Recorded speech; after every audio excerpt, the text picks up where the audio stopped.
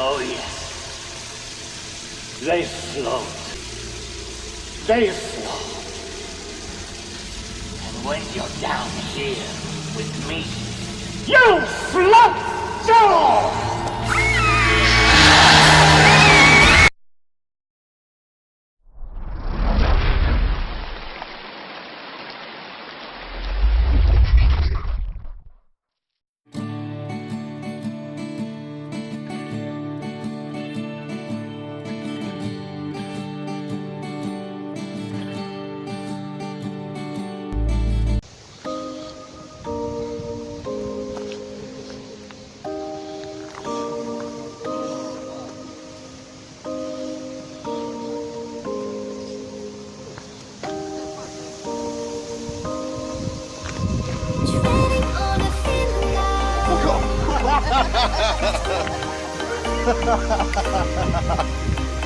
Hitting rock bottom.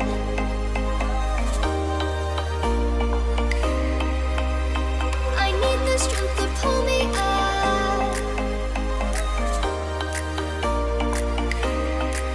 From the rubble. From the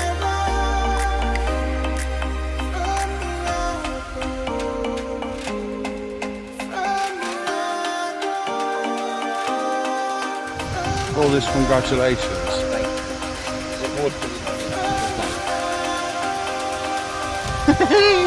I'm not inviting these lot anymore. Using the same fucking stuff. Did you get some footage of me running, yeah? Yeah, I got tit shaking. Win, Mark. Run down those steps, Speed. Run down. Run down. Run down. Run down.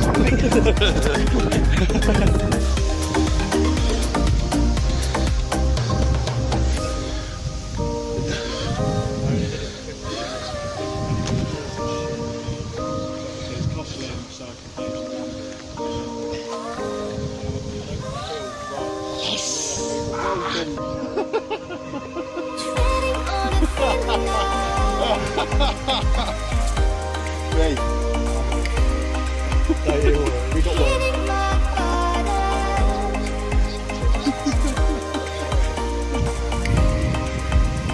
I need the strength to pull me up.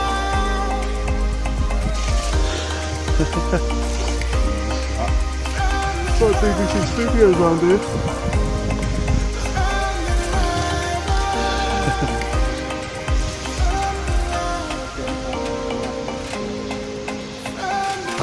No!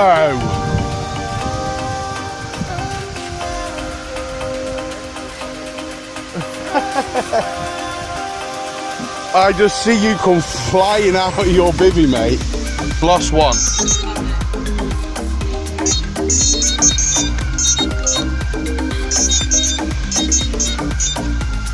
They'll have one. Huh? They'll have one. The dummy back.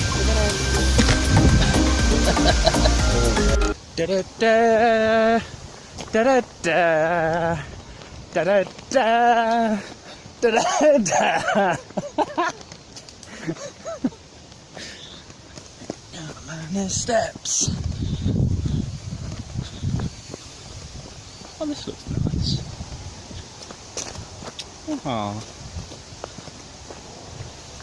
Oh, that's cute.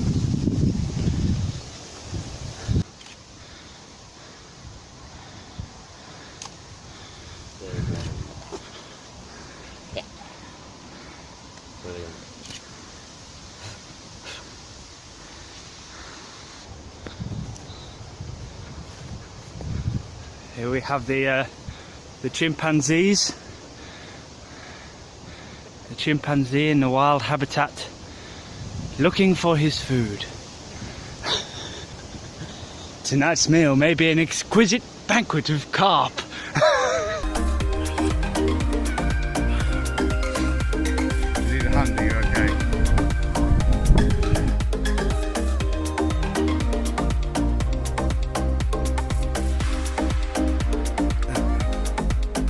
As you can see, walking the lake again. Mark Mayall is at it again. Oh, Mark. Oh, Mark.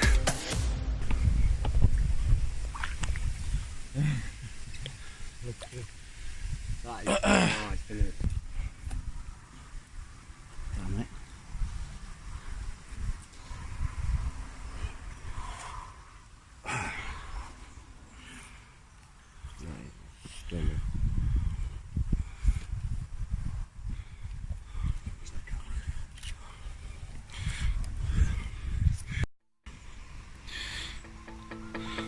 Look at the tiny frog! Look at the tiny frog!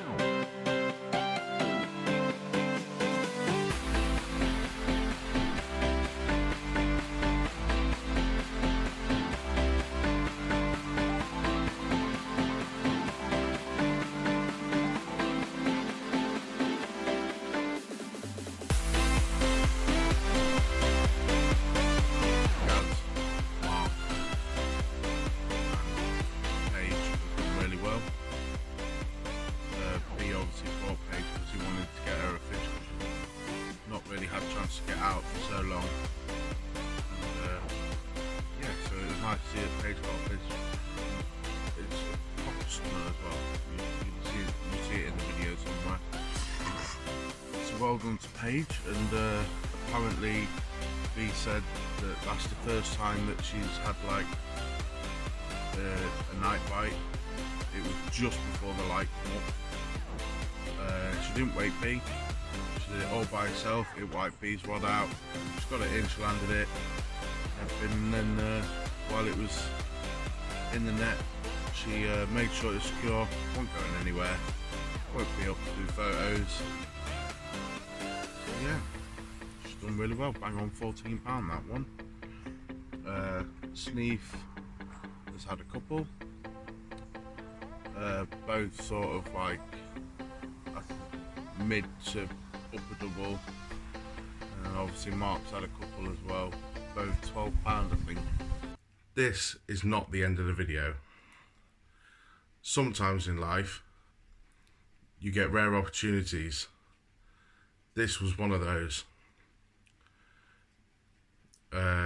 Somebody very famous in the fishing world, somebody who I followed for a long time, highly respectable within the fishing industry, and everybody will know who he is, and if you don't, you need to go and check out his stuff.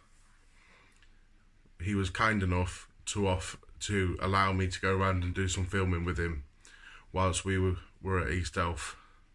So the next part you're going to see is a very famous, highly respectable, absolute living legend, Rob Hughes. Right, so this morning we were told by James, the owner, that this guy, Rob Hughes, massive in the carping industry. I'm sure most of you are well aware of who he is and the fishing icon that he is, has agreed to let me do a little short snippet with him and put it into the video. So thank you so much for that, and it's no problem at all. Nice to see you. Absolute pleasure to meet you. I'm hiding right at the back of my bivvy here. It's a bit. Yeah. I can't come any further forwards. If I come out there, at least, oh, it's a bit too far. Do you want the bucket? Nah, it's all right. Go on. No? We'll live with it. We'll live with it. I'll have to stay here. Yeah. No, that's absolutely fine. I'm going to take this off the vlog. It's stop raining. Yeah. I'm sure one thing is obviously a lot of people that come to this lake would love to know how you're tackling this lake. Well, I've never seen it before, to be honest. No? No, never seen it before. I know the lads from Foxfish up here quite a bit. Mark Pitchers comes up and does his tutorials here. Lewis and Harry come up occasionally. They speak very highly of it. Yeah. And I'm actually working up here tomorrow. Okay. I cover the UK Championships, which is match fishing for BT Sport. Yeah. So there's an event on at Decoy Lakes, which is a match lake just round the corner. Okay. And obviously being a carp angler, I thought, you know what, it's 4.5 hours from where I am. Yeah, I'm going to come up the night before. Yeah, it makes sense, doesn't it? Yeah. So I've never seen it before. So the first thing is you've got to look at, you know, people talk about watercraft and they talk about all sorts of things. The first thing you've got to look at in the modern day is availability. Yeah, yeah, isn't it? yeah. You know, it is, watercraft's brilliant, but if all the pegs are taken, it means nothing. yeah, that's one thing that I've struggled with myself. I tend to hit quite public day ticket venues, such as Trent View and a lot of local waters to Lincolnshire. And because I'm limited to weekends with my boy, it's when you get there, I feel like I don't want to be there because I'm being pushed into somewhere I don't want to go. That's it. It's So busy. it's like you say, busy. But you know, I think fish are conditioned so much to pressure these days that actually turning up at the lake and it being full and there only being one peg left, that sometimes can be a good thing. Because well, that's where the fish have realised there's nobody in. So Yeah. I mean, look at that sheet of bubbles there. You Yeah. can't see this watching this on the No. camera, but there's a lot of bubbling going on. So that's the first thing I've noticed. I've come here, you know, you asked me why am I here and what am I doing with it. Yeah. Well, the opposite bank up there, I think there's two guys up there, there's one on the far side, there's only two pegs free, yeah, which is this one and the small one round the corner. The wind's blowing in here a little bit, although it does swirl round quite a lot. Yeah. And to be honest, it looks a lovely peg. There's an island in front, there's a lovely margin up to the left hand side. yeah, I've seen a fish off the island. yeah. I've also seen a fish just behind the rope, which is not my water, but it's a bit No. further up that way. And I've also seen a fair amount of bubbling, and they do seem to show themselves on bubbles. One So- thing that I could say to you, Rob, is obviously being here last night and with Yeah. my peg backing onto this lake, Yeah. is there was an awful lot of crashing along that margin side. Was Hell there? of Further a lot, up? hell of a lot, yeah. And also you could hear them like coming up and sucking at the scum and the stuff on the surface Right. as well. Okay. So Yesterday was quite warm, wasn't it? So it was a warm yes, day. yeah, it was. Whereas Yeah. today it's completely different. So No.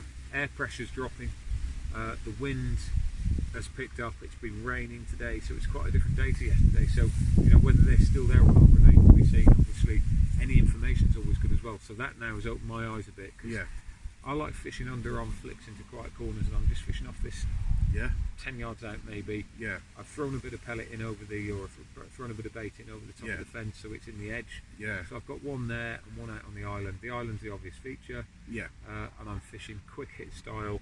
I'm hit and run pop-ups. So basically, these things, nice bright. Where's the camera? that's it, yeah. There's the Camera's this side. That's it there. So yeah, so that's what I'm using. Basically, just little 10 millies. I've got a yellow one out and I've got a pink one out, Oh, right. and then I've got a small stick mix as well. Just to help with attraction around the hook bait, obviously. It's got them down there, but there is a pike buzzing around, isn't there? Yeah, we literally shot across chasing the roach along the surface. It's being an all-round angler myself, it's something that I really appreciate is the pike as well. Yeah. I switch over to pike fishing in the winter. Yeah, great fun, aren't they? Yeah, they are, good yeah. fun. But so, just on the approach wise, I'm not putting much bait in at all. There's a couple of handfuls gone over that, and that one's just going to be a single with a stick bag on it. Yeah, Just little mesh bags. And the good thing with mesh bags is it just means that, unlike a solid, if you want to recast it, you can do it really quickly. yeah, So there's no messing around. You know, sometimes with a PVA bag, you chuck it out a solid one, you think, oh, it's taken 3 casts to get in there, I really don't want to tie another one. yeah. I know what you mean. Yeah, they're a lot easier to just attach them to the hook, can't you? Yeah. And stuff. So. Mesh bag is nice and simple. You can make them up beforehand. You're No, ready to that's- go. Reel in, cast back out again. Piece of cake. Yeah, that's something that I prefer to use as well. I started off using PVA bags myself and found it all way too fiddly and everything. As soon as I was introduced to them, it was just like, this is so much easier. You get the plunger and pack it all down and everything. But no, it's definitely a lot easier. It's just a quicker method. But, Yeah. And then, you know, if I see fish move, I'll just cast to them. Yeah, So that's the idea. But I've got to start somewhere. I watch the water for half an hour before I even chuck anything out anywhere. There was a bit of fizzing down that line. There was one fish moved off the island. That was a roach there by the look of it. yeah, it was. Yeah, it was just jumping along like. There's another roach just moved behind a rope up there. So there's a few small fish moving. But you guys watching this might be thinking I'm not looking at you and not looking at the camera. No. Just permanently looking out at the water to see what's going on. This is a deadly time now. Yeah, We've it got is. about 45 minutes an hour before it gets dark. Yeah, So- probably. Now's the time that we need to be watching the water, seeing where those fish are moving. Tomorrow morning I'm thinking first light is going to be a bite chance. Through the night I think there's a chance. Absolutely. And I've got to be off by 8:30 in the morning. All right. Okay. So it's literally 12 hours, Well, 13 hours. Any time on the bank's better than none, isn't it? Yeah. Any sort of thing. Yeah, thank you for that. I appreciate that, Rob. So that's it. What do I know about this place? No. No. Nothing no. at all. I've been a few times, but I've only ever fished the Back Lake obviously with a high number of 20s in there and stuff, but this place is now starting to catch up. Right. But I think there's a couple more 30s in the back lake. I think there's 2 in here. Yeah. But They're nice though, aren't they? Nice yeah, looking. oh, they're stunning. I've never been to a complex that, one, you feel so secure in, Yeah. and 2, it's like, but big day ticket waters, you get a lot of activity going on around you. Here it's very minimal, so it's not everybody coming around every 5 minutes saying, "Have you caught anything?" That's my Sweden. Absolutely, that's my Sweden. It's like a little piece of paradise. It really is compared to many other waters. But we love it here, and I've been trying to ever since last year to try and get once a year a social where we can book one of the lakes. But obviously, like you said earlier, with Mark Pictures and a lot more fishing celebrities now coming here, the place is so popular. Is once James releases the dates for booking and stuff, the weekends just fill instantly. Really? Yeah, they really do. Oh, here comes the rain again. Here comes the rain again. Yeah. There's a song about that, isn't there? yeah, there is. Yeah, there is. Yeah, you're not wrong. But James, my friend, who was sat in the bivvy when you came along, I said to him this morning who you were. He's not as clued up as the rest of us, like into fishing and stuff. He's kind of followed me into fishing. Yeah. And I said who you were and that you were coming down and stuff, and he went, yeah. And he was on the phone, and you went over and shook his hand, and he went, yeah, all right, mate. And as you walked off, he went, who the bloody hell was that? Good stuff. Good stuff. It was like, that was him, and he was like, who? It was like, never heard that's of Rob Hughes, mate. And he's like, was it?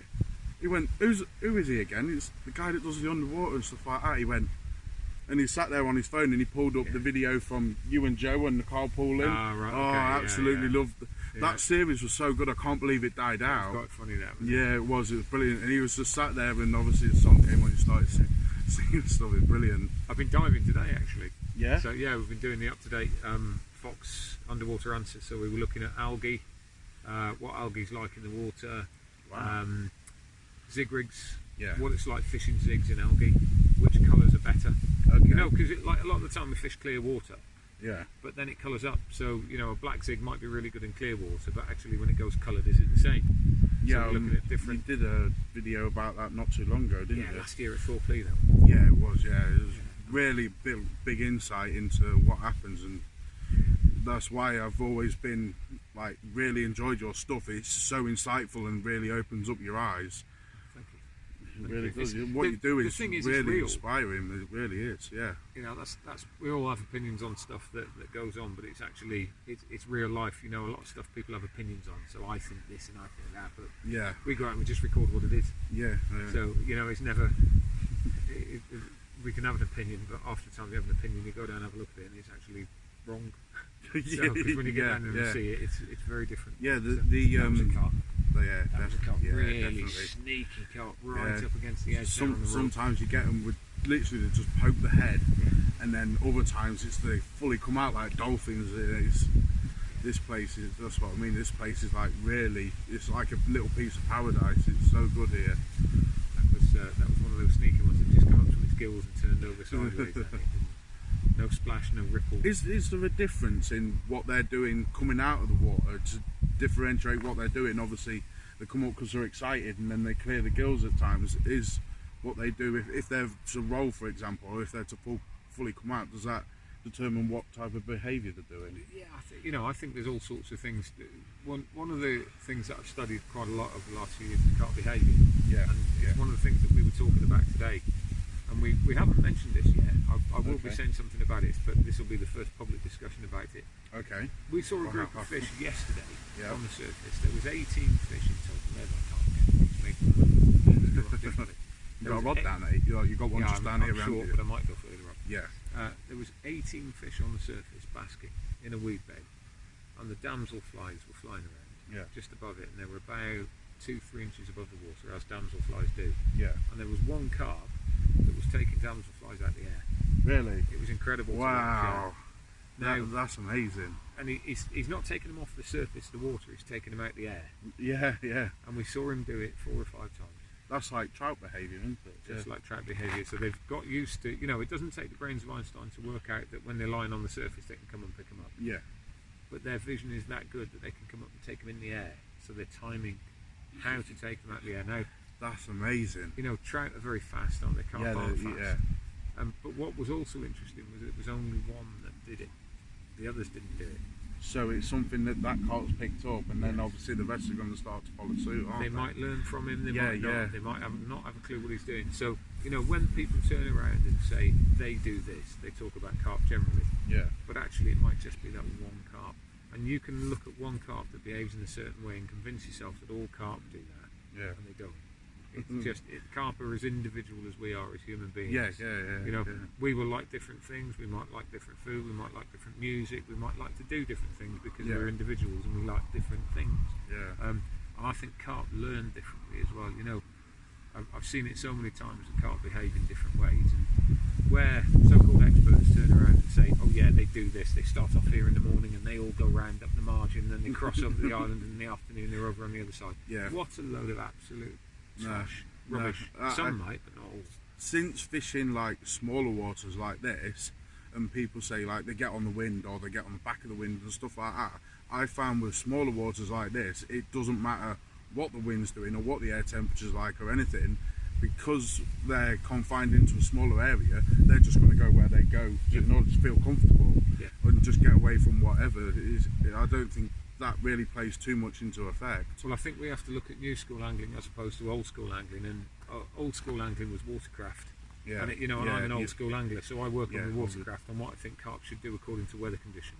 But actually new school anglers, they're more pressure dictated, and carp learn so quickly through situations they're put in, and if they get used to being fished for, it doesn't matter what the weather's doing, they'll avoid being fished for until they're hungry, and then they'll eat in the places that you think they shouldn't be. Yeah, interesting. I reckon I might have to move this rod. I thought that left-hander was going to be set for the night. But that's more than I expected from you. It was 14 minutes. No problem at all. No, so obviously guys, we've got the first Anglers and Anxiety charity event coming up at the end of September for 24 hours, and we're going to be raising money for anxiety awareness. Obviously it's very close to Brandon Crane. You know Brandon Crane from, we're quite tag team on videos and live streams and stuff, so we're really looking forward to that. And obviously the guys who were there, yeah, brilliant cause. Good luck with everyone going there. Enjoy it. Have a good one.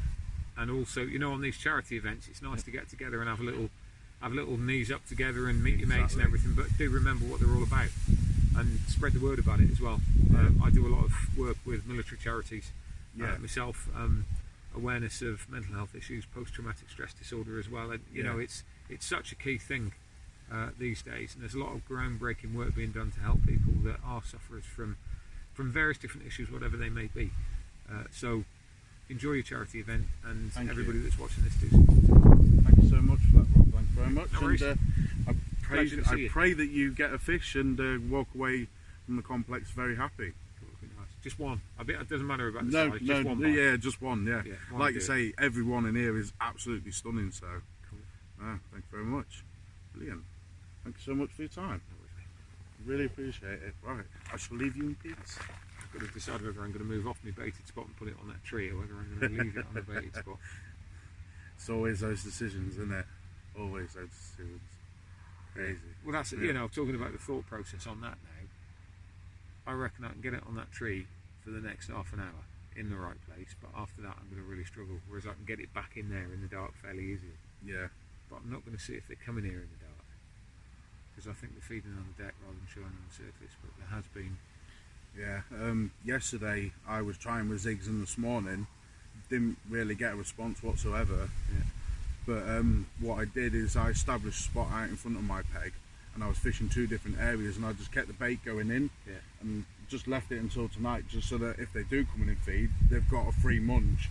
So my thought process was, is that they're going to keep returning, and then I can put the traps out tonight and hopefully snare one. They'll know that grub's there, won't they? Yeah, exactly. If it's fishing there, they'll know it's there. Yeah, exactly. Yeah. Alright, I'm going to have a little think about what I'm going to do now for a while. Wicked.